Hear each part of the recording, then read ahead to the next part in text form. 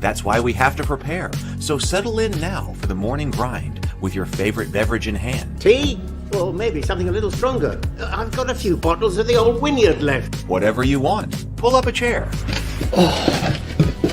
Dude. If you're feeling fancy, how about a cappuccino? Or a frappuccino? Or how about an espresso? Just tea, thank you. Sounds good to me, Gandalf. Whatever you want. I'm just glad you're here. Everyone is welcome. You can just watch if you want. You don't have to worship anything you don't want to worship. Thank you, Mike. But be forewarned. Sometimes we get really strange characters around here. Wait, what's that you say? Why can't you come and be a part of the stream? My wife would disown me. Oh no, I bet she'll be fine with it. Come on in. Am I scared for my safety? No. What are we supposed to do? Everybody do the secret handshake.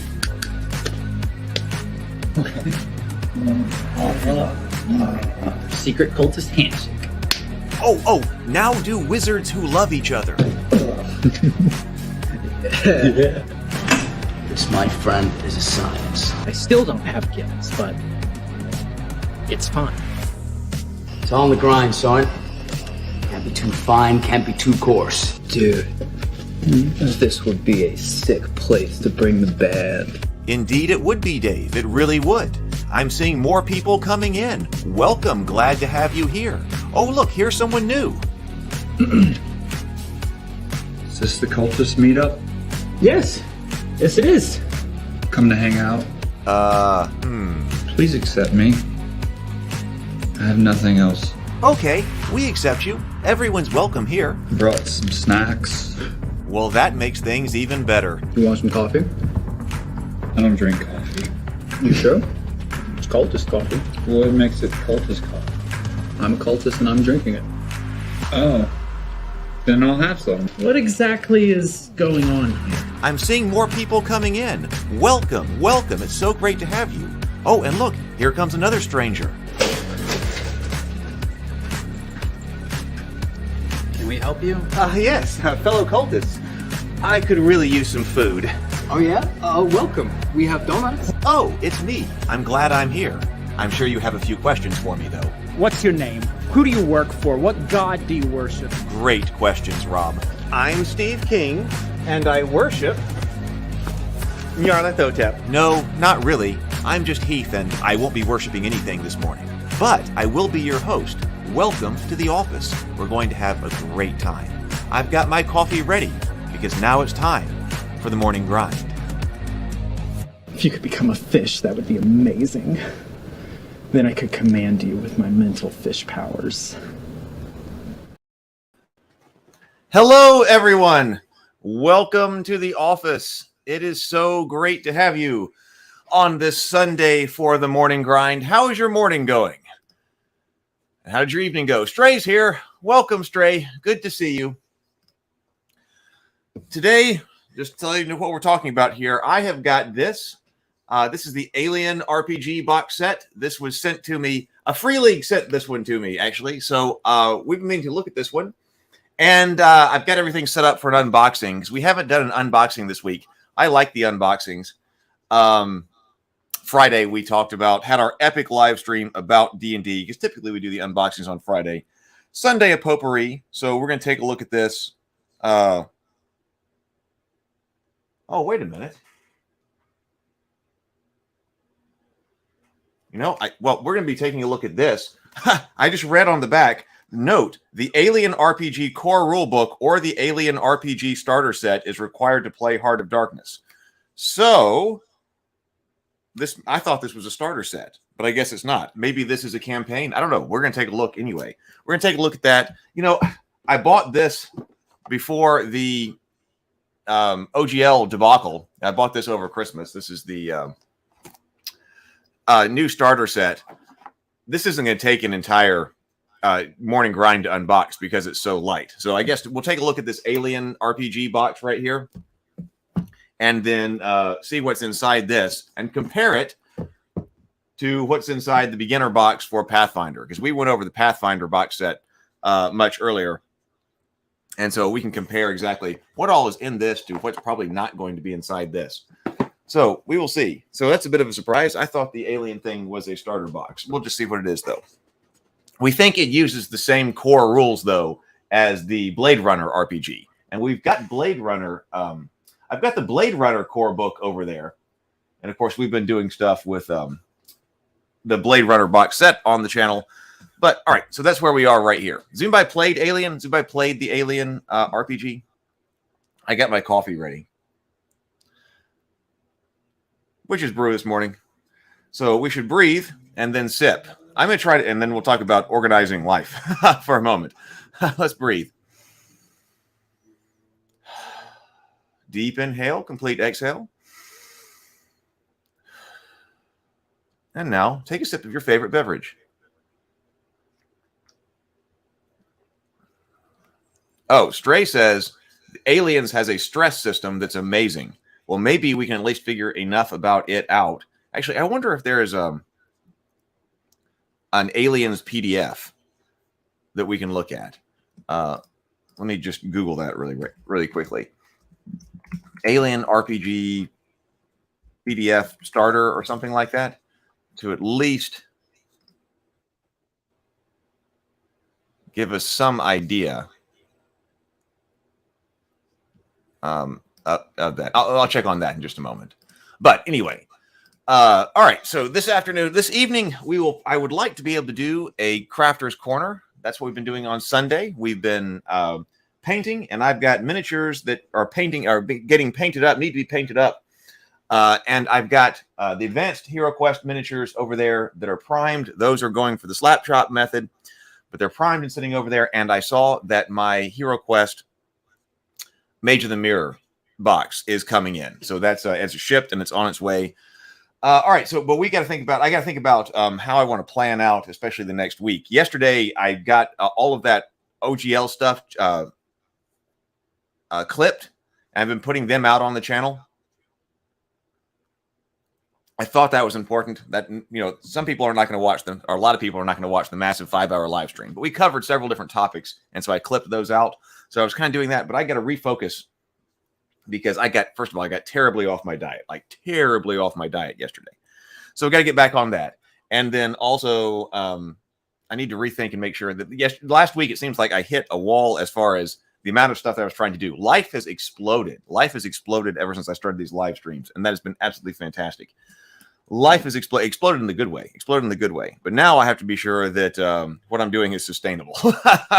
Sustainability is a good thing because it's all about how much can you get done in the long haul, not trying to kill yourself in 30 days. And this is what day of the morning grind, number 65. We just basically crossed the threshold from going from alpha. First 30 days were alpha. Next 30 days were kind of our beta. So now we're kind of into the show. So that means that, we're crossing that threshold where, okay, this is the time to make adjustments again. All right, let me bring up the auxiliary camera. So expect adjustments to become, if you find this live stream, let me go ahead and put the Discord server link in here. So expect things to be changing up. Oh, I did experiment with how to put in the discussion boards in the discussion and the Discord server. So that's something that could happen, or that is happening, and I'll make an announcement on the server once I get them all set up. So server's changing. We're just going to look at how we're changing up things to make them better.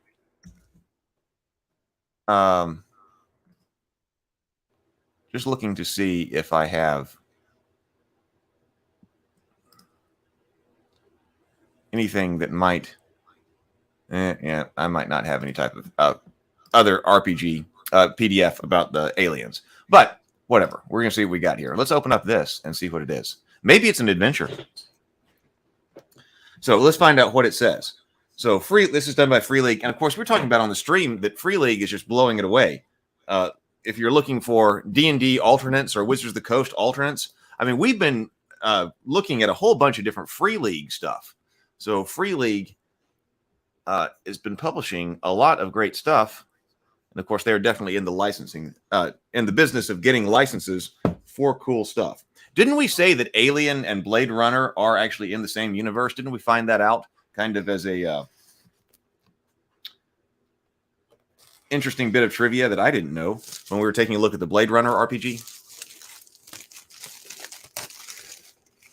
So this box, I mean, is one of the thin boxes, which doesn't bother me. What bothers me much more is if you got one of the bigger boxes that doesn't have anything in it. So let's see here. So we've got Interface 3301, Wayland Yunty from Network, Comcode, message begins. New life discovered, classification, extremophile, services required, contact follows, awaiting acknowledgement. The company found a new life form, and they want you to study it. Their offers uncharacteristically generous. You catalog this organism, determine how they can use it, and bring it back so they can slap their patent on it. Fairly routine stuff. In exchange, they'll hook you up with a cushy corporate department head position, secure you a book deal, and make sure the institute of your choice gives you tenure. Did I mention the money? Oh, there's a lot of it. Simple survey, sample, and analysis job. Seem too good to be true. Of course it is. So this is a cinematic scenario.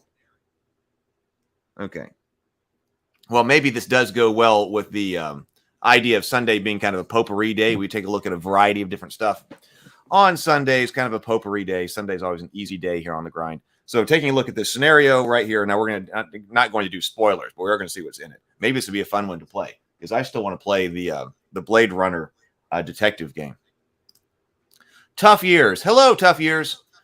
Says, hello, been following since The Cultist Season 1. Excellent. Thank you so much. It's so good to have you. I'm so glad to hear from you. Just stepping out of the shadows to say how much I enjoy the videos you produce. I really appreciate that. Thank you so much. That means a lot. Thank you so much. And I'm glad you're here. Thank you for stepping out of the shadows to say that. I really appreciate it. It means a lot. I work really hard on the YouTube and the video side of things. So it's always good to know that people are appreciating it. Thank you. So Heart of Darkness is a complete cinematic scenario. Now, what exactly does that mean? For the Alien role-playing game, written by sci-fi novelist Andrew E.C. Gaska. It's a standalone adventure, but also serves as a conclusion to the Draconis Strain saga begun in the cinematic scenario Chariot of the Gods and continued in Destroyer of Worlds. Oh, wow. So if we like this, there is a lot more that we can be doing here. The scenario is designed for 3 to 5 players plus the game mother. The game mother. And is a spiraling descent into soul-crushing madness.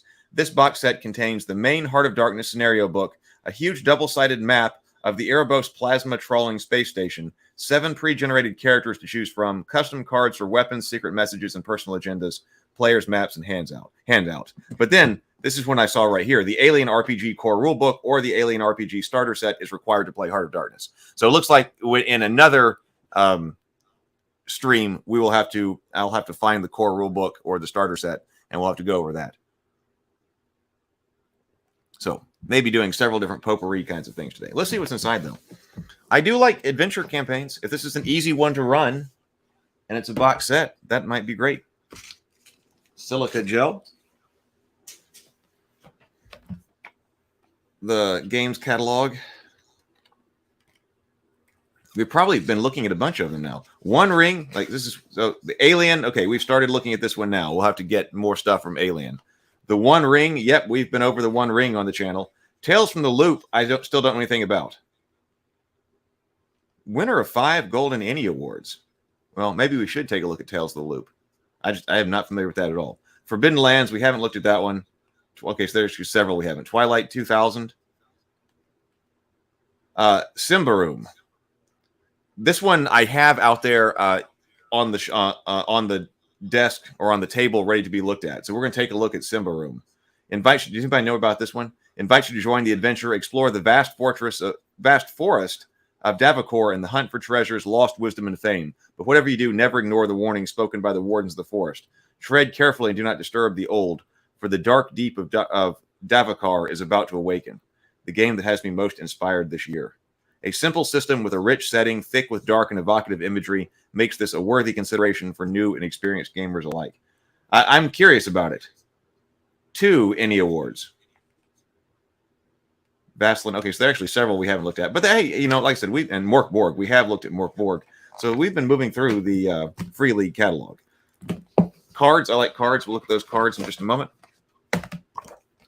So this is the Heart of Darkness. That is probably for the Game Master. We'll look at the very beginning. We're not going to do spoils, but we'll look at that. We'll look at that at the end. We'll look at the beginning of that book here at the end. So here are characters. 1, 2, 3, 4, 5. We got 6 characters. Lark.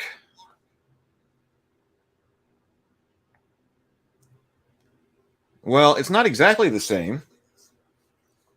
I remember that in Blade Runner, when we were looking at the statistics, those were rated like A through F or D or something like that. So we do have rating numbers here.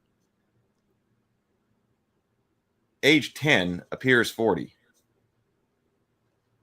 Strength, agility, wits, empathy, health 5, skills. You know, the character sheets give us a little bit of insight into what the game is like. Observation, mobility, manipulation, command, medical aid, signature item. Yeah, see, the Blade Runner RPG had that as well. A rag doll you can make your patients hold while you are in session with them. A rag doll you can make your patients hold? Med kit, sedatives, never sleep pills, flashlight, PDAT with team site profiles and secret company orders. So once per turn, you can use the command skill to reduce the stress level of another character with short range. For each target icon you roll, their stress level is reduced by 1 step. You cannot use this on yourself. Oh, so here's, I guess, the lots of stuff to track here. So here is our stress level, health, radiation over here, critical injuries, conditions. I always like conditions. So our conditions are starving, dehydrated, exhausted, and freezing. Consumables, air, power, food, and water. Strength, agility, wits, empathy are core attributes. And it looks like we've got a bunch of different specialties, probably, if it's like the Blade Runner RPG going around them. Experience points, story points. I'm going to set this over here. This guy right here is a doctor. No. Full name, Dr. Tetsu Ijiri, Executive Officer, Erebos Science Station.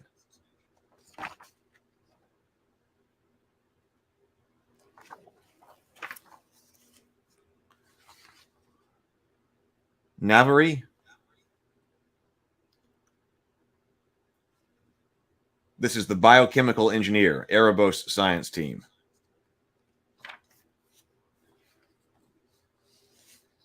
Sajad.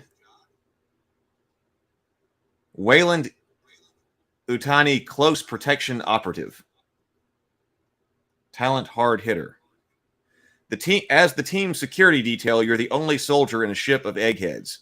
You serve Wayland Utani as a corporate commando before the Frontier War, raiding the children of 2 divine cultist cells in search of some stolen biospecimens.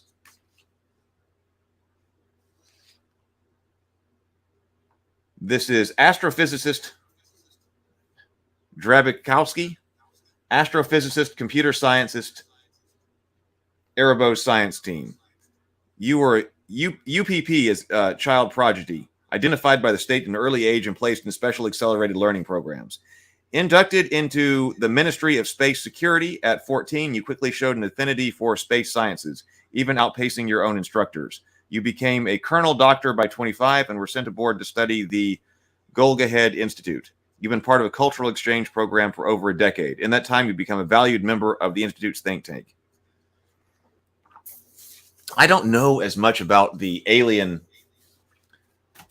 lore and history as I probably should. It's been a long time since I've watched Alien. I need to do that again. See, there's new stuff to watch, but there's also stuff I need to go back and become familiar with again. I'm sure there's a lot to get into as far as the alien lore goes. So this person is Gehold God Institute xenobiotechnologist. Xenobiotechnologist.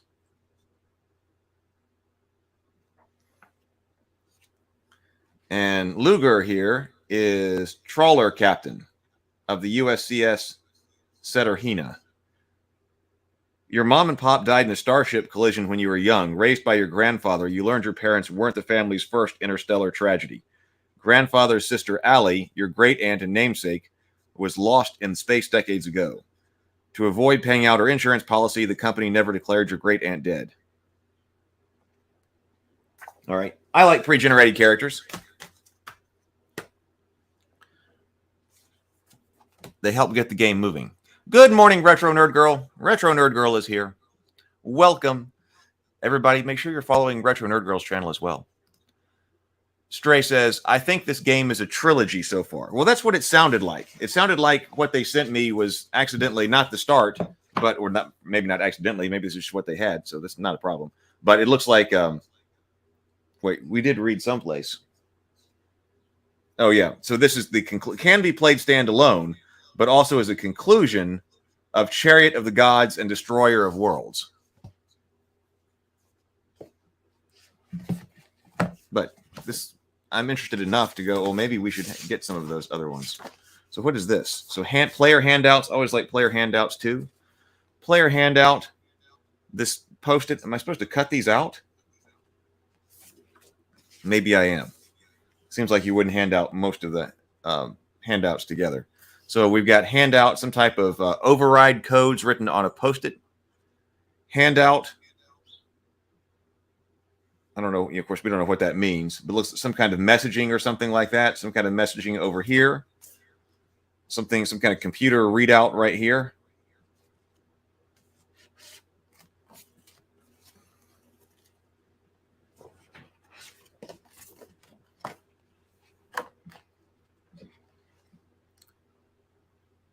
Chiron, USCSS Kronos, Class D FTL lifeboat.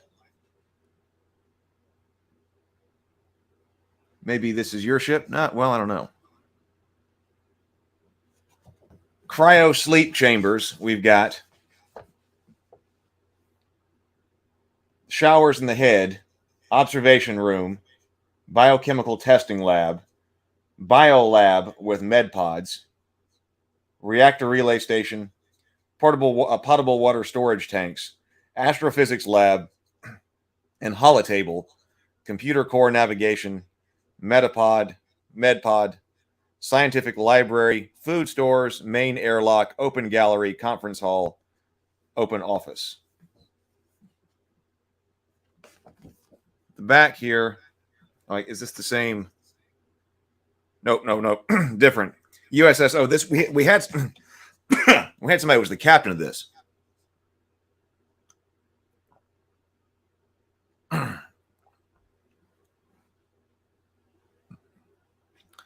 Tough years. Oh, says Hope's Last Day from the Aliens core book. Hope's Last Day from the Aliens core book was fun to run. Now I'm gonna have to get that. Roll D20 on roll. On roll 20. On roll 20. That's the VTT. You can add sound bites from the Aliens movie in the vents. Oh, well, that does sound pretty neat. There's a reason to be playing online and on a virtual tabletop. I was talking about, or we're thinking about, how do we add sound effects to the live dinner and a board game shows, or if we just start playing RPGs, adding sound effects there as well. And I think even Stray sent me like a soundboard to look at. But having the actual alien noises crawling through the vents, that would be cool. I like the feel of the world, so that would definitely add to it. So this right here is, we had some character who was the captain of this ship. This is an M-class commercial plasma harvester and tanker. So it looks like a big storage space there. A lot of negative, like, what is all this other space here? It's the same lot of negative space on the other side as well. So we've got the deck, the bridge,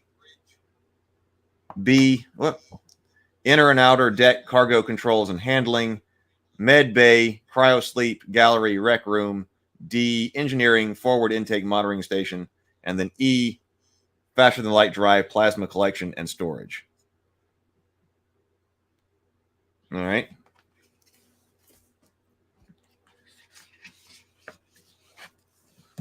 giant map here.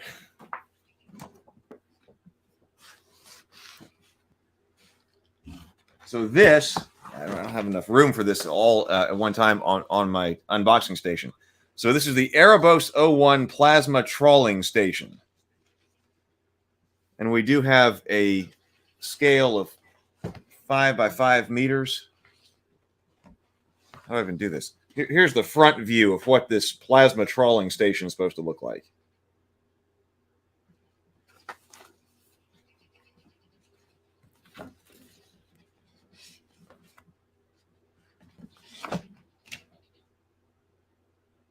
Deck B, Deck C. So we got different plans for all the different decks here.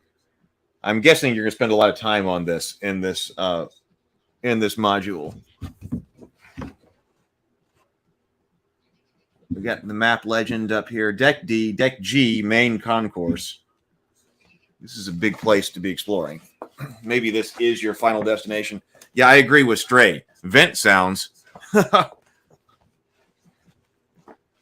This is the Erebos 01 plasma. Wait, isn't that what that was? Plasma trawling station. So I guess this is the central hub. I guess you're going to spend a lot of time on here.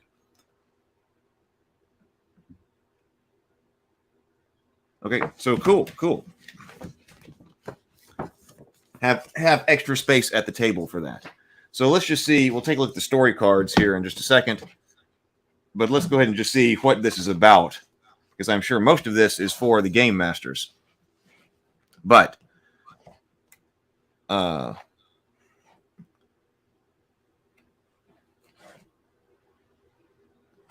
yeah, I'd like to know at least what it is.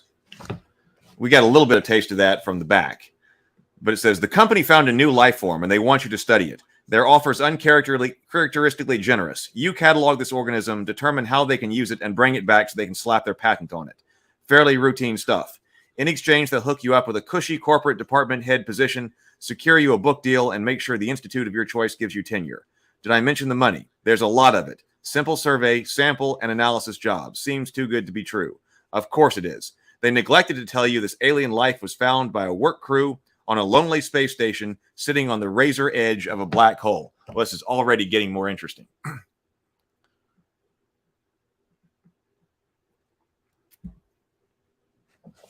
They neglected to tell you that this alien life was found by a work crew on a lonely space station sitting at the razor edge of a black hole. They also forgot to mention that this station crew is a prison workforce composed of murderers, thieves, and robot guards who wrangle them. It's getting even cooler. This isn't some minor singularity. It's devouring its sister. This isn't some minor singularity. It's devouring its sister stars in a cacophony of swirling plasma, gamma rays, and death. Extremophile or not, what the hell can live in all of that? Whatever it is, it's got to be different from anything we've encountered before. Something strange, something alien. Heart of Darkness is a complete cinematic scenario for the Alien role-playing game. It requires either the Alien RPG core rulebook or the box starter set to play. In the scenario, players take the role of extrasolar science team with a mystery to solve. While it is a standalone adventure, Heart of Darkness also serves as the conclusion to the Draconis Strain saga begun in the cinematic scenario Chariot of the Gods and continued in the Destroyer of Worlds. Heart of Darkness is designed for 3 to 5 players plus the game mother and is a spiraling descent into soul-crushing madness. Expect it to take at least 3 sessions to complete. Cool. Free League definitely has a theme going, like the dark noir of the Blade Runner trilogy that we're looking at. So I'll have to check out. I'll have to get some more Alien stuff. There's so many games to play. People may want to play that one. I'm still evaluating. I got to evaluate how to do these shows. Like I don't know what we might end up live streaming some video games on Friday nights for a little bit for another couple of weeks. Now next week I've got Dinner and a Board Game, the final episode of season 1, because I wasn't able to get it uploaded fast enough last Friday because we were on stream for so long, and then the upload was taking too long. So next Friday, we've got the final episode of Dinner on a Board Game from season 1. That's the last one that I need to repost online. And I want to continue with Dinner on a Board Game, and we're thinking about doing the solo edition of Hero Quest, but I don't want to rush that because Dinner on a Board Game is one of my mainstay shows. So I'm going to, I'm not quite ready yet. There's other things I got to shoot for that. I got to get these miniatures finished painting up. So there's still a lot to do for that. So it may be that if I need another week break,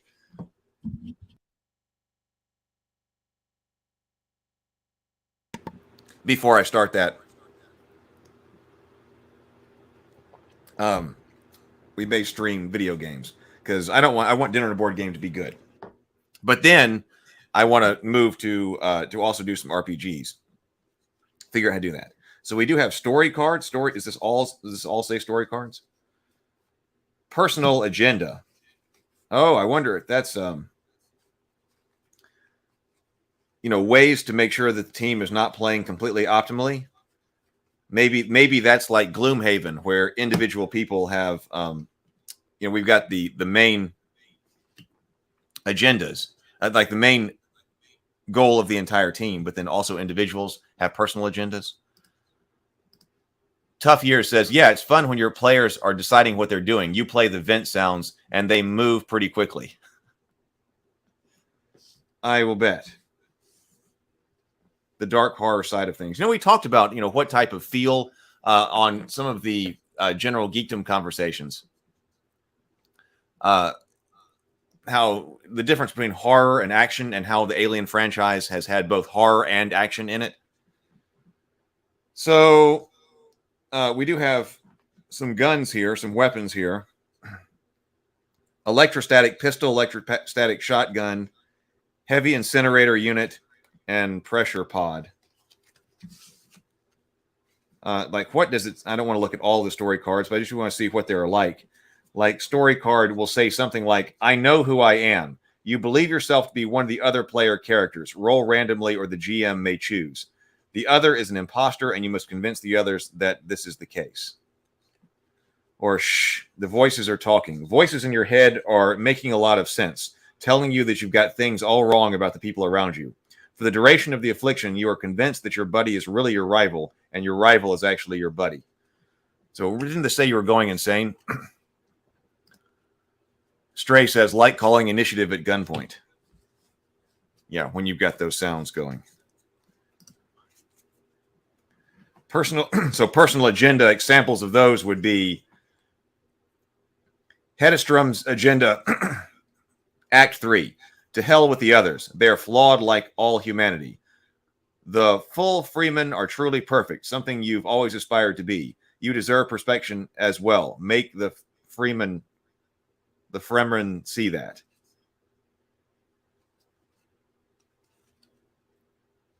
So these are the names of different characters. Act 3. This thing is a threat to life as we know it. Pension be damned. It must be destroyed, even if you die with it. Well, I'm curious. This has definitely made me curious. I like, we like box sets here. We've been looking at a bunch of them, and I like, stuff that the game master can hand out and use without having to do a tremendous amount of prep. Now, you'd have to study the book, but this sounds fun. Somebody's done the work of that with you. Okay, so, like I said, Sunday is generally a potpourri, so that didn't take all that long. So, sorry if you were here expecting this to be like I was. like I was also expecting this to look at the starter set, take a look at the rules. So, don't have those. We'll have to look at that in the future. But thank you, Free League. Thank you very much, Free League, for sending this. It has definitely got me curious. Looks pretty cool, and does have me curious about learning more about the Alien RPG, especially because we had looked at the Blade Runner RPG and liked it. I guess I should go ahead and unbox this. Since it's potpourri, this is potpourri Sunday. I don't think, especially anymore, that anybody is going to come for a live stream that's just about this D&D starter set. And also, like I said, I don't think there's enough in this starter set to even make a video out of anyway. But since it's Potpourri Sunday, we can just take a few minutes to open this up. Because I did pick this up. The reason I picked this up is because we were investigating different starter sets. And then I hadn't seen this one, and it was sitting on the shelf at Target while I was doing Christmas shopping. And so I said, do I get it? Do I not? I tell you what, I'll get it. Now, because the difference, one of the differences between the Pathfinder and the D&D starter sets is that this was pretty cheap. If this had been more expensive, I wouldn't have gotten it. And of course, like I said, I bought this before Christmas. Because I think the SRP on this, the suggested retail price is $19.99. So it was only $20, right? Whereas the Pathfinder, does this have an SRP on it? The Pathfinder box, I don't see it. But the Pathfinder box is more expensive. It may be twice that, right? So, it's not a direct comparison as far as price goes. Now, so if you're looking for an inexpensive way to get into something, well, there's $20. So I guess that could be part of the strategy that Wizards of the Coast was using. But even though this is more expensive, the Pathfinder box is more expensive, there's cost and there's also value. And so we were saying that we think that the Pathfinder box here also has much more value. Because this is going to be thin. So, like, what is this? Does this even tell me about this dragon story? Dungeons & Dragons starter set, Dragons of Stormwreck Isle, is your gateway to action-packed adventures in this cooperative storytelling game, Dungeons & Dragons, where heroes battle monsters, find treasure, and undertake epic quests. That's like the basic information, I guess, if you've never encountered this before. This box contains the essential rules of the game, plus everything you need to play heroic characters caught up in an ancient war among dragons. So, Ancient War Among Dragons, as your characters explore the secrets of Stormwreck Isle. 48-page adventure booklet with everything you need to get started. 32-page rule book for characters levels 1 to 3. 5 pre-generated characters, each with a character sheet, 6 game dice. So when you open this up, first of all, it's a much lighter weight box than what Paizo is putting out with Pathfinder.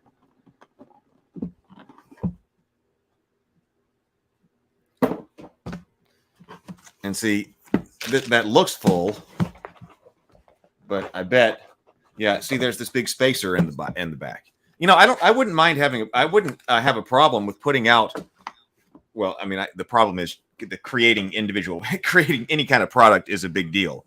But on the whole, if you're saying, hey, listen, I'm trying to get somebody into something, let's do a much lighter weight package, basically just the essentials.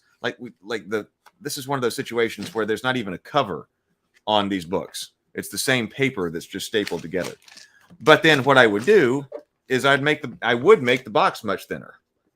So that way there isn't the expectation that there's going to be all this other stuff in it. I like the size box. It's very similar to the Pathfinder box, but it's all about, I guess, shelf presence. That's what what they want to go for. Although this also takes up more space in a shipping container because you're shipping all this air. So blue dice.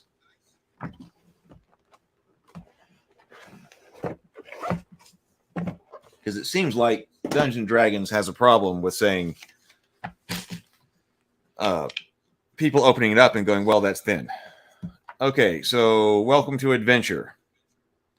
Learn to play videos. See, additional resources. This might, well, I don't know.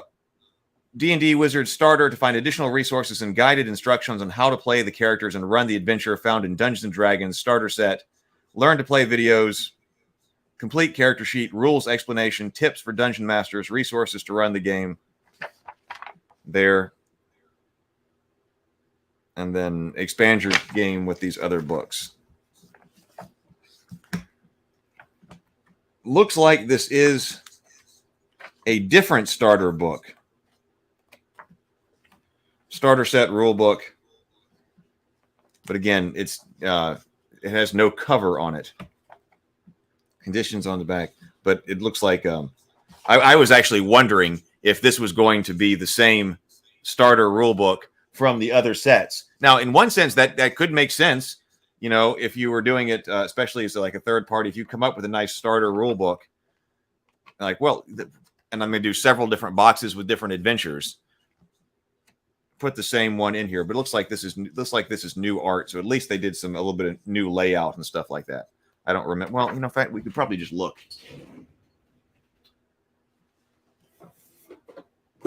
This did all of the thinking about what's been going on with the OGL and stuff like that.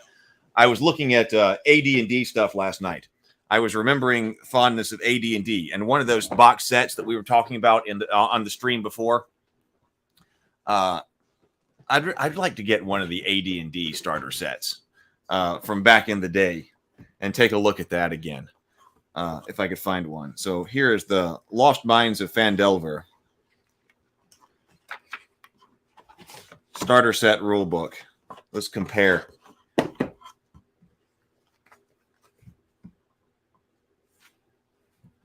So obviously different kind of layout. So they did create a different book, but looks like very similar. It's probably got very similar information in it, but looks like they did upgrade the layout.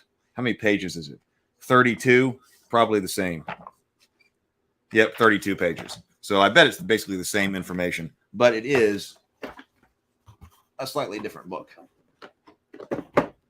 I remember at least the AD&D starter sets when it had the starter set rules in it. I do remember it had at least a cardboard cover.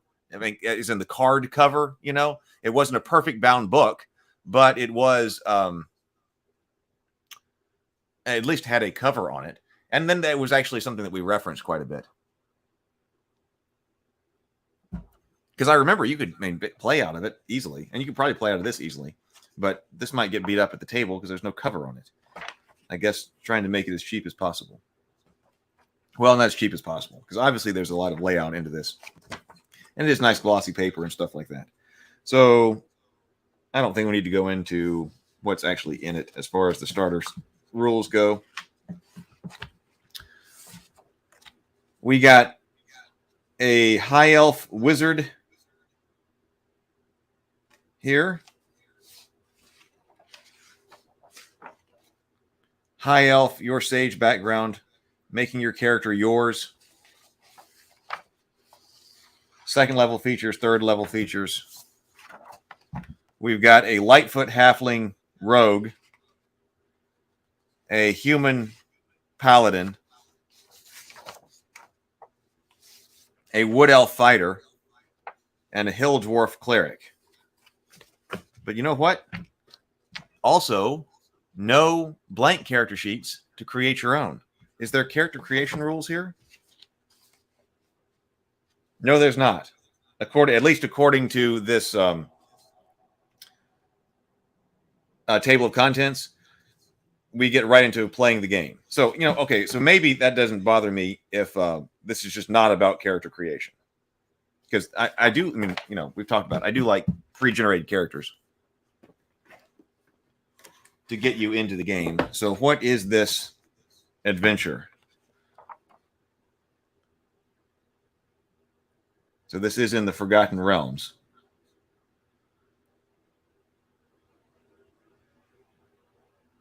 So, all right. This contains a complete Dungeons & Dragons adventure as well as descriptions for magic items and creatures in the adventure. It also teaches you how to run a D&D game. The rule book that accompanies this booklet contains the rules for handling the situations that it teaches you how to run the game. So I wonder if we've seen other games that have had that seem to have been very successful in having an adventure to play, which I really like. Whether that's solo, I think it'd be good to have it solo and then also as a team, that the game master doesn't really have to get into the rule book. The game master can follow through an adventure with people, and actually it kind of teaches you, now roll this, here's why, consult this. I wonder if this is like that too. Tough Years says, I think Heath will enjoy Tales from the Loop. It's set in an alternate 1980s, much like Goonies or Stranger Things. I did not know that. Yeah, I have no information about that. So, all right, I might have to check that out, because I see it. I see that places, and I've seen that RPG go by, but I had no idea what it was. So it wasn't even anything that I had picked up on. But if it's good, then maybe we should check it out. wait a minute. I've missed some things here.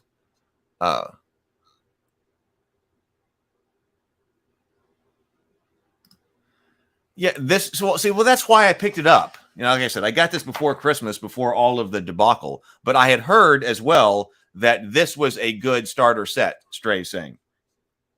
So for $20, the adventure, I wish it had more in it, but I'd heard that as well, that this one was a good one for the price.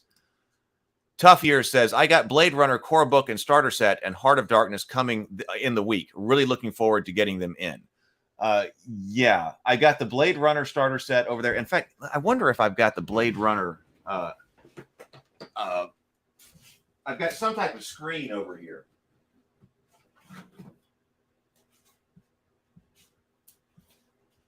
Let's see what this is. Oh, I got it's the Game Runner screen. So we got to figure out. I don't know. We've looked at Blade Runner quite a bit on the show, but we might. Well, actually, depending on how much time we've got left, we might just open up this book to see what else is inside. To see, we've looked at the basic rule book here. We could look at that, and then I do have the screen here, so we could at least look and see what is inside the screen. Maybe we do that because the screen obviously isn't a whole video anyway, but it might be perfect for the potpourri day. Let's just finish what's here. We're almost done here anyway, but I do want to see just what the adventure is about because that's why I heard that it was a good one. Now, of course, we played Lost Mines. Years ago we played the Lost Mines set. I got 3 for my younger family before the OGL thing. Oh, really? Well, that's cool. Sounds like great gifts. I would do that. See, I was trying. I think my nephews are too young for it. Now, my oldest one has started playing. My second oldest nephew has started playing D&D with me, but I still think the others are too young. But they seem like good gifts. Tough Year says the Essentials kit was the last thing I bought for D&D. Got into Free League and Cubicle 7. They do much better systems. Yeah, I picked up the Essentials system, the Essentials kit as well. And that's actually what I ran my second oldest nephew through when he said he wanted to play D&D. Now, I didn't run it all the way through. We didn't get it didn't have that much time. But I think the first couple of adventures or something like that. And I played the Essentials kit adventure with some other people too. So I think the Essentials kit was pretty reasonable. And I think it was a better kit as far as a box set than the starter set. And so it kind of surprises me that this one kind of returned to being a bit more thin because there's more stuff in that, right? When I do these shows, I have to put everything back on my book. All my books end up on my shelf. Yeah, see, this box set has more stuff in it. 64-page rule book that teaches you how to create characters. Oh, so this one actually also teaches you how to create characters. So this one has character creation in it. Dragon of Icespire Peak, an introductory adventure. Double-sided poster map. Dungeon Master's screen. Yeah, screen. 6 blank character sheets, 11 polyhedral dice, and 81 cards describing magic items, sidekicks, and more. So, yeah, to me, that's... So the SRP on this is $24.99. So for $5 extra, you're getting... an expanded rule book, poster map, dungeon master screen, blank character sheets, and also cards. Now the cards, as you've probably seen this, the cards are not.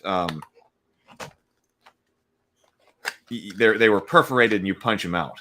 So they're perforated on the sides, and then you tear them out.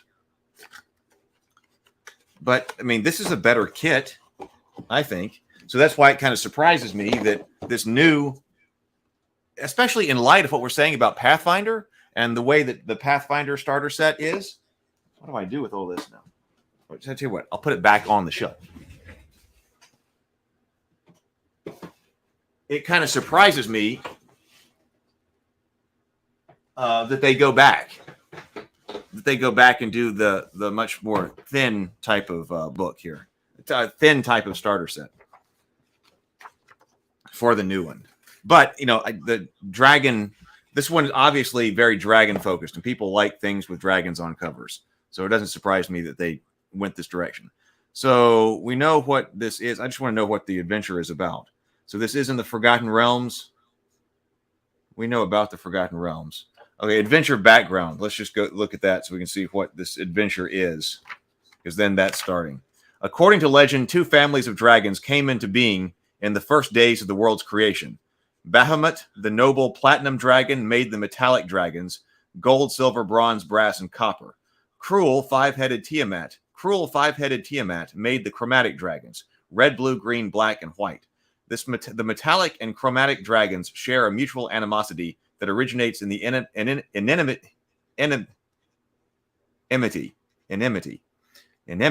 between Bahamut and Tiamat. The origin of Dragon's Rest is rooted in that animosity. Ages ago, a fire-breathing red dragon called Sharoth rampaged up and down the Sword Coast. 3 metallic dragons joined forces to battle. Sharoth and imprisoned her beneath the ocean floor, believing seawater would quench her fire and keep her bound forever. But Sharuth's fury, legend says, caused the undersea volcanic activity that formed Stormwreck Isle. In all likelihood, Sharoth is long dead and entombed beneath the island, but chromatic dragons whisper that she still lives and will one day emerge from her prison. One fact is undeniable. The powerful magic embodied in such an ancient dragon has left a permanent mark on Stormwreck Isle. That magic has drawn other dragons to the island throughout the centuries, making it a reoccurring battlefield in the conflict between chromatic and metallic dragons.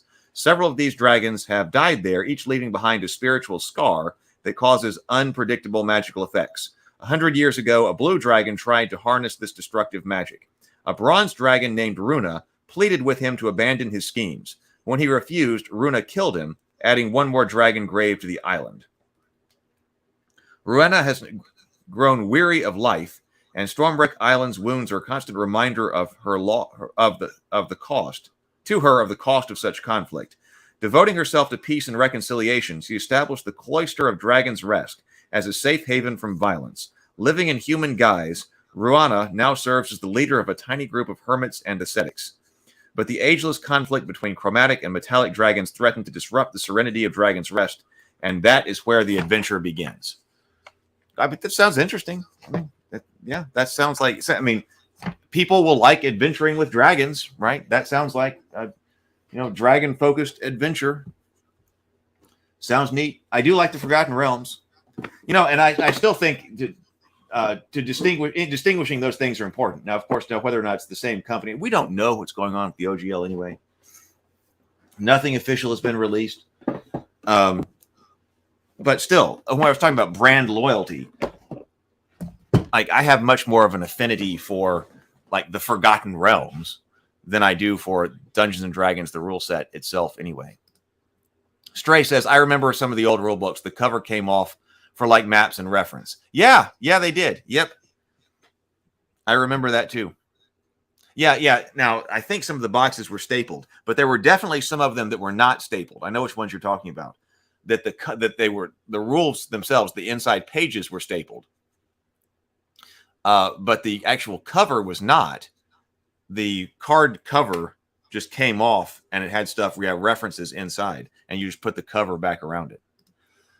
Let's Potpourri Sunday. This Potpourri Sunday is a good thing because, like I said, there are things that we can look at that don't require an entire hour. So this is the Blade Runner Game Runner screen. And if you are new here, we've actually got a couple of different episodes on Blade Runner.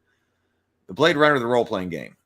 Blade Runner screen. A deluxe Game Runner screen in landscape format. Good. I like landscape format streams. For the screens.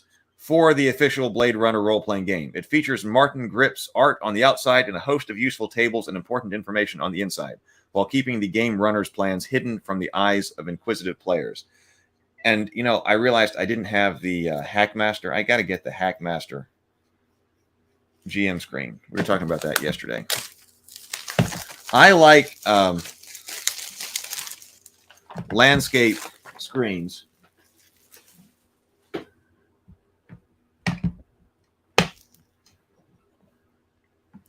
And I like information dense. Okay, so this does look like an information. So it's trifold. So it's not a quadfold. It's a trifold screen here.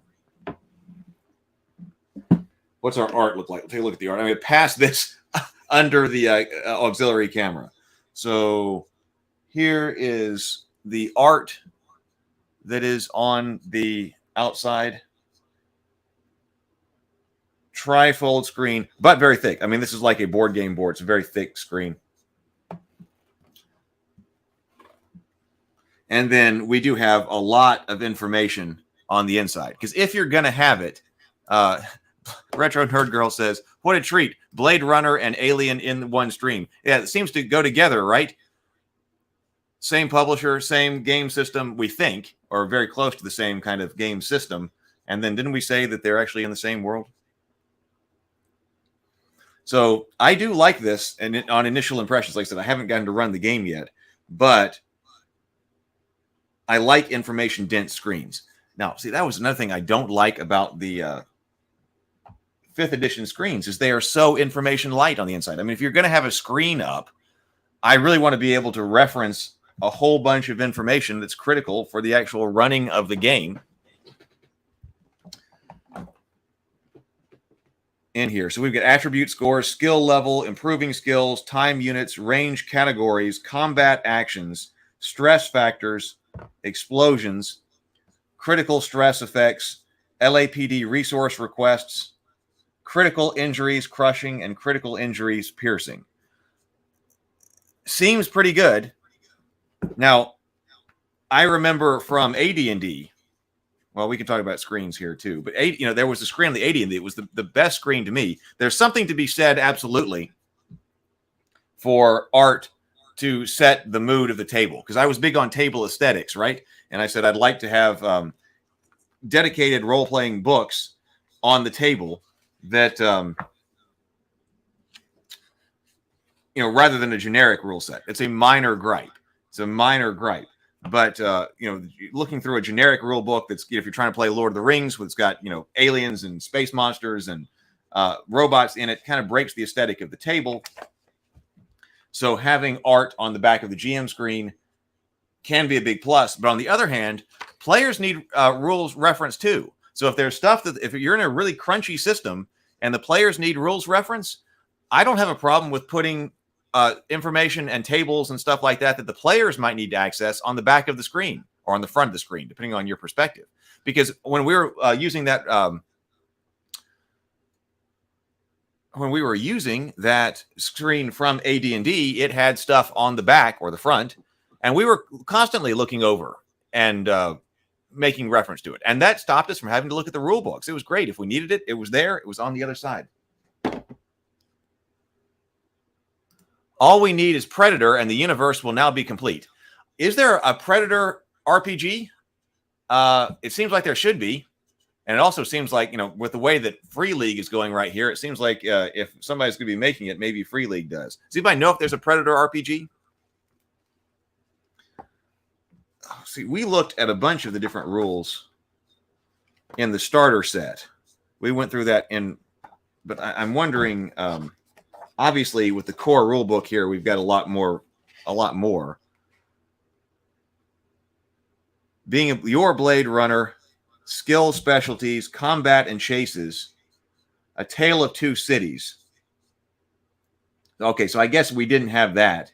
A tale of two cities, a divided city trapped in time, the Great Divide, city life, going downtown. So there's probably a lot more information about, like, Los Angeles here. The powers that be, this was probably not in the starter set.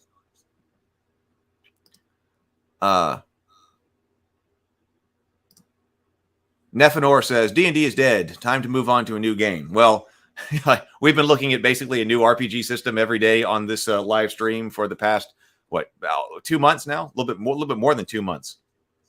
So the Morning Grind is a great place to look at all kinds of RPGs. In fact, we've covered actually very little D&D on this stream.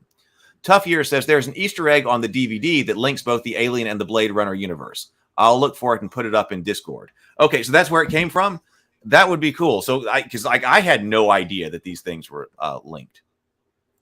So but yeah, apparently it's not obvious.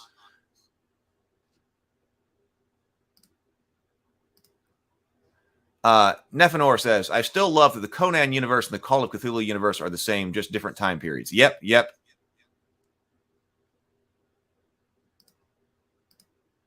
I agree. So I guess powers that be covers government agencies, special interests, the media, criminal enterprises, working the case, tools of the trade. Maybe all of that's expanded. And then running Blade Runner. Oh, so we got a specific section also for the game master, which makes sense. Anatomy of a case file. I would definitely want to look at that before running one of those other boxed sets. Definitely has a unique layout style to it. Unique art and layout style. You know you are you're reading this book. Nephenor says, so glad I got that game. You're talking about Blade Runner? I know it was very much in demand and expected. We're very much anticipated. Put these dice back in here. Here, I'll show you in the vein of complaining about D&D, right? In the last few minutes. Oh, we've been going for an hour. But here, we're talking about GM screens.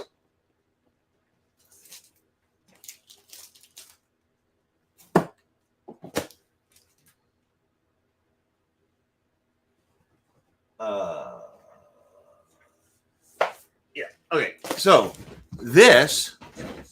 Does anybody remember this DM screen? This was my favorite DM screen for the reason that it was so crunchy. So, of course, played a lot of Advanced Dungeons and Dragons. Does anybody remember this screen? Everybody loved this screen. I had to find another one because actually I think mine was stolen. So this is not my original screen, but I really liked this screen and I needed it for reference when I was creating one. Oh, Tough Year says link for the article is up in the Morning Grind channel. Thank you. Excellent. Thank you. In fact, if somebody is here and they would like to join the Discord server so they can check that out, I'll just post the Discord server link in the chat again right here. But did anybody play with this one? So this is what I considered this to be one of the best GM screens out there. This one to me set the standard because now this is before they were doing landscape screens. So this one is portrait style. So in today's world, that's a negative. I would go landscape style, but I don't think I'd ever encountered a landscape style screen before that. But this screen came in 3 different is it 3 or is it 2? Trifold screens. And actually, I think I might, because I bought this on eBay, one of these might be a duplicate. Critical hits, slashing versus... Yeah, that one looks like it's a duplicate of the other one. But, so it does have that piece of art. But then critical hits, piercing versus humanoid, critical hits, slashing versus humanoid, saving throw by caster level, spell interaction in duels, M-Thakos, critical events table, combat adjustments, shield proficiency, battle tactics, specialist attack per round, the 5 basic steps of combat, actions and initiative penalties, knockdown, psionic attacks and psionic defenses. Like, is it possible to put everything you needed to play D&D on this screen? And it seemed like it sure was in a lot of cases. So complete weapon tables. Weapon tables. It surprises me, it shocks me that you can get 5th edition screens, that they were putting out 5th edition screens that didn't have weapon tables on them. But weapon tables, that's what do you need to reference as a game master, as a player? How about weapons? Like a lot. So it needs to be on there. Encounter reaction, gaze attacks, tracking modifiers, experience points, equipment lists. That's what I'm talking about. See, it's set up here. Equipment lists. If you're like this, the equipment list would be facing toward the player. Like this in a different color is all like player information that they would need. Like equipment lists when they're shopping. Character saving throws, initiative modifiers, combat modifiers, average ability for thieves, turning undead, cover and concealment. I mean, this is a lot of information. Armor class ratings, punching and wrestling, tables on the back, gems. The equipment tables. I mean, that is a lot of stuff that you are packing on a screen. So for a long time, this screen to me set the standard for screens in general. And it came with this, the Dungeon Master Index. Man, this was so useful because at that time there were so many different books that were out there on the table now. To have a unified index across several of the most used and referenced books, this was huge. And the index in the vein of continuing to complain about 5th edition, I found the index in the 5th edition PHB to be just completely unacceptable. My PHB that I actually played out of has all kinds of notes and things like that written in the index, because every time I try to look something up, it's not in the index. Once I find it, I go put it in my index and personal notes. So here, this was actually made, to index the Player's Handbook, the Dungeon Master's Guide, the Tome of Magic, Book of Artifacts, Player's Option, Combat and Tactics, Player's Option, Skills and Powers, Dungeon Master's High-Level Campaigns, Dungeon Master's Option, High-Level Campaigns. So that got used all the time at the table, all the time. Of course, there was no such thing as like the virtual tabletops or Roll20 or something like that. But when we actually had to find something, so much of it was on that screen anyway. But if we did have to find something, I mean, somebody had that master index, and it was easy to find in order to reference. Contrast that. Tough Year says, WotC will sell you 6 books these days to get the information that are on that one screen. Yeah, right. Yeah. And okay, so let's contrast that. And I do have videos that specifically on the channel, like if you want to look at it later, that go into all of these screens in more detail and actually take a look at what are some of the best Game Master screens out there. But coming off of this screen, so, this is the one I skipped 4th edition, not because of anything to do with 4th edition. I don't know anything about 4th edition. I just wasn't game playing at the time. So coming off of this screen, and then people were getting into 5th edition. That's when 5th edition was coming out. And I was like, oh, I need the GM screen. So I was thinking about that AD&D GM screen. And so I believe this is the first one that they released. And so I was like, all right, I need the screen. I was expecting this to be extremely crunchy. And I was so disappointed when I got it. Now, it is the landscape. So that's the more modern way of doing it, because that is easier to see over and interact with your players. Government and criminal organizations. Isn't that the same thing? I think talking about the Blade Runner book. Sometimes. Yes, sometimes. So this one, I mean, it's got... So there is no player-facing information. So they went all art for the evocative feel, which is not terrible. It's just a different way to go, of course. The one that I made has art on the back. But okay, so it was art-focused. I mean, you probably got this one. But look at how ridiculous this is. NPC characteristics, NPC ideals, NPC bonds, NPC flaws, name generator. Name generator, is questionable, maybe. But why in the world would I need NPC characteristics? Especially if you can put anything else on this table. If you could put anything else on it, why would you do this? And you'll also notice that there's a whole bunch of art and stuff. I'm missing all of this space. I'm running the game. I need to reference stuff. Art facing the game master is questionable. The game master needs information. Now they do have conditions on here, so I can reference the conditions, so that's reasonable. But then over here, again, losing a lot of space right here. Setting a DC. Okay, so the DC table, that should be on here. Cover, obscured area, light, skills, and associated abilities. So, I mean, I'll take that. This right here, probably. Travel pace, all right, that's good. Encounter distance, we'll take it. Damage level by level and severity. Something happens, D20 event. I think with everything else you could put in here, get rid of that. Get rid of that too. Quick finds. And then look at all this lost space here. So I was completely underwhelmed by this GM screen when I got it. So I had to fix that by making my own.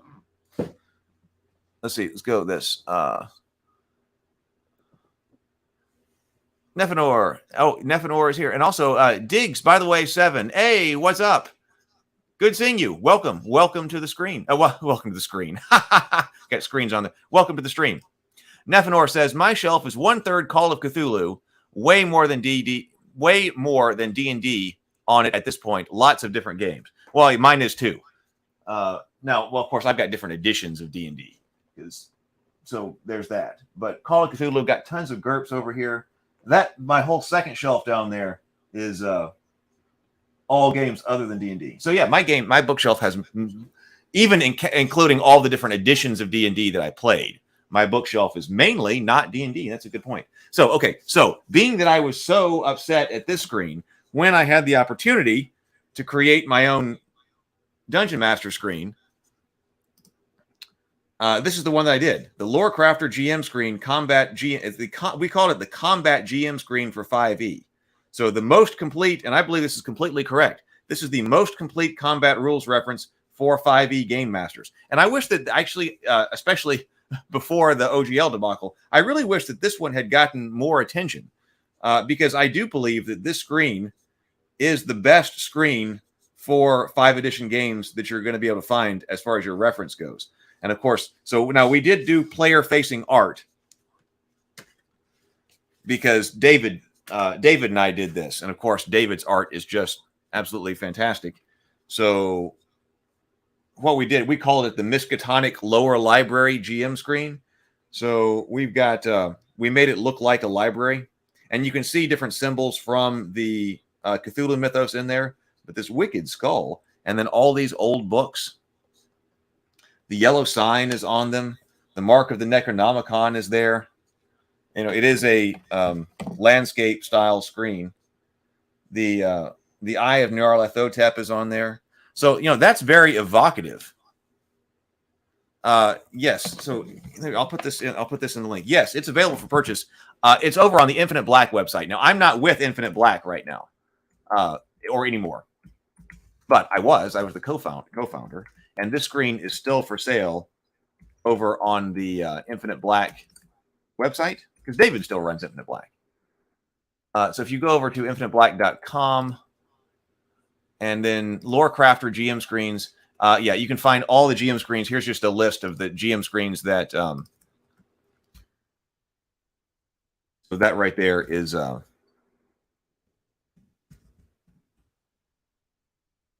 Infinite Black GM screens, and you'll find the screen on that page.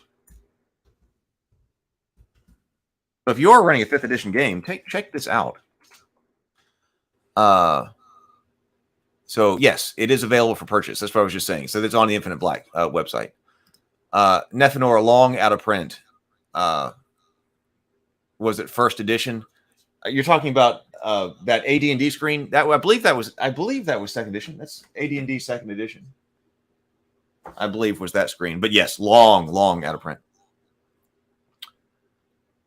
Hi, 7x7. So glad to have you here. Hey, Sam. Nephenor says, "Oh God, I don't need to spend any more money at Infinite Black. I have so many of their dice." Well, you know, of course, I was the co-creator and co-founder, so all up there, you can see the entire. Yeah, I've got the entire Elder Dice collection is up there. They were a lot of fun to do. So yeah, so because while we were doing the dice, we said let's do this. So let me show you. So this is the way to do a GM screen. I think this is the way I did it. Notice that you're not seeing any Game Master. It's a quad fold, and you're not seeing any Game Master facing art. Well, there's this. It's styled and it's laid out and stuff like that, so it looks nice. But we're not taking up space on the inside with a bunch of art for the Game Master. We put the art facing the players for the aesthetics of the table. But then I tried to fill this Game Master screen with as much information as I possibly could about how to run a 5th edition game. Possible combat actions. Let's see. Possible combat actions. I listed all of those with as much information as I possibly could so you don't have to go anywhere else. So all of those. Special actions and combat situations.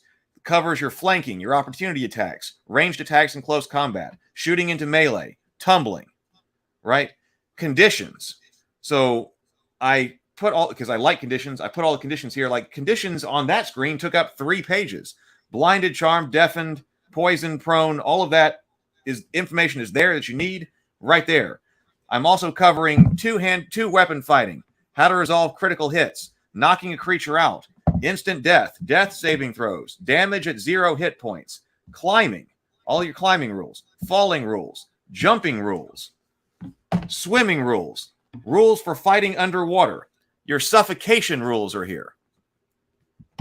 Flying, crawling, resolving cover, half cover, 3/4 cover, total cover, resting, what happens during short and long rests, which the organization in that is also, I think, very poor in the 5th edition book as well. Because, like, if you look up the rest, you want to know exactly what happens during the rest. But what happens in the rest is actually in several different places. Like, it'll tell you, like, here you're in magic. Here's what happens when you rest. Here you're in hit points. Here's what happened when you rest. So I found all of that information. And so you've got exactly what happens to you during short rest and during long rests. Mounted combat information, resistance and vulnerability. What does that mean? Passive checks. We added madness rules. The madness rules right here. All of your weapon tables. Like, can you imagine publishing a Dungeons and Dragons GM screen like was done here and not have the weapon tables? Like, what was missing here? The weapon tables. Like, the Game Master needs weapon tables. So I put all of the weapon tables on there with all of their properties and explained all their characteristics. You've got an armor table right here that has all of your information on armor and also information on short-term madness. That, to me, is what you need to play 5th edition D&D. So that's why I made that. And actually, we also I wanted to do a screen extender. So was another card in here that also has additional information. So you could set this up. Now, this one is